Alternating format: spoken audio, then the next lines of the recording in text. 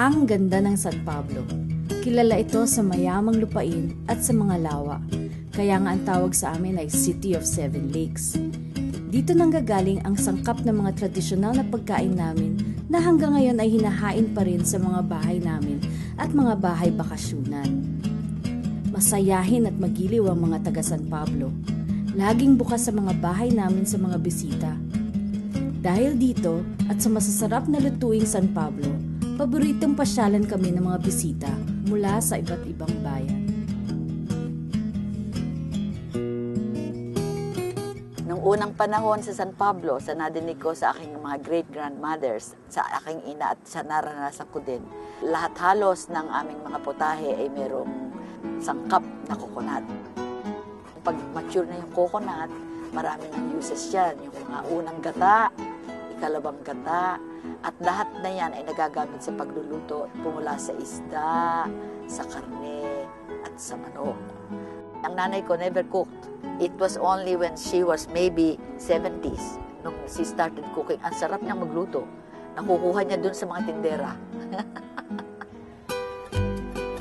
Pumunta ka lang sa palengke, mamili ka, makipaghunta ka sa mga tindera, and then they will teach you the recipes of the olden times pa. Doon madaming napulot yung nanay ko. Yung kulawo, iihaw mo muna yung talong. Huwag kang kukuha ng magulang.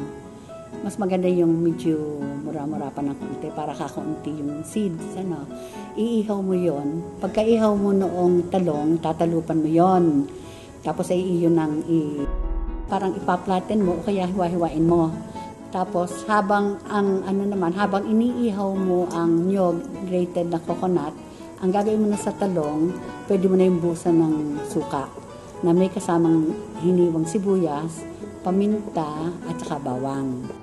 Pipigayin mo muna yung kakang gata, sasalain mo yon. Susunod, kukuha ka ng ikalawang gata. Ibubuhos mo na yon doon sa talong.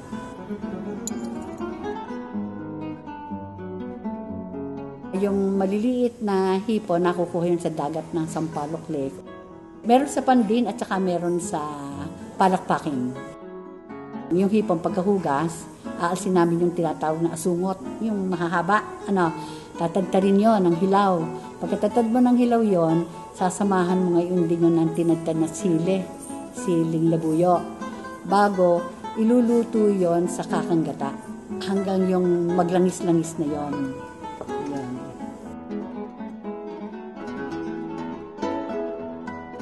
Kabasi, nagisnan ko na yung kabasi. Kaya masarap yung kabasi. Napaka-fino ng laman. Pang-almusal namin yan. Ayun ay pang-almusal. Ayun ay sa sinangag, isasama namin. Gusto ko pa yung may tuto at bago kasama. O kaya yung mainit na mainit. At tapos yan. Ngayon, pagkatagpaho, uulaman mo pa yan ng paho. Mapakasarap. Ito pong sinukmani, natutunan ko naman po sa nanay ng asawa ko po. Ito naman, unang-una po papakuluin yung gata, tapos saka ilalagay yung pulang asukal, iintayin po siyang maging latik o kaya maging arnibal, saka po ilalagay yung malagkit, hanggang sa puto ay parang mainin siya na parang kanin na siya. Pagka in na ito, ilalagay po yung latik na galing din po sa saniyog na ginawa din po siyang parang linga. Lahat ng sangkap ng aming mga kinakain for merienda, usually, ay merong ginataan. Mga ginatang mais, yung mga bilo-bilo, ginatang gabi na merong saging, kamote, tapos langka. Lagi kami merong stock na pagkain sa dadating na tao. Parang hindi kumpleto pag may dumating na tao na hindi mo pinakain.